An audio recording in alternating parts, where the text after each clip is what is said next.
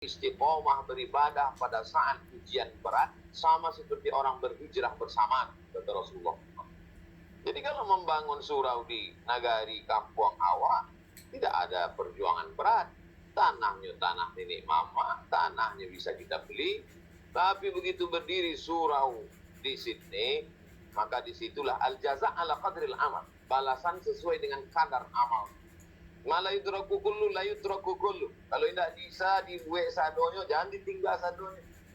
Jadi nak bisa menyumbang. Kalau awak seekor gajah, maka bawalah sebatang kelapa. Tapi kalau kita seekor semut, ya tak apa-apa, bawa sebutir gula. Sesuai dengan kemampuan. Tapi janganlah pula seekor gajah membawa sebutir gula. Keterlaluan. Nah, sesuai dengan kemampuan masing-masing. Ustaz Somad itu pandai ceramah saja, cuman bicara saja, memotivasi orang saja, motivator saja. Mari ke surga, mari ke bukit, ke bukit, bukit, ke bukit, ke bukit. Ditanya oleh orang, Ustaz tak bukit, tak orang, siapa tak. Oleh sebab itu, Ustaz Somad mau ngasih apa?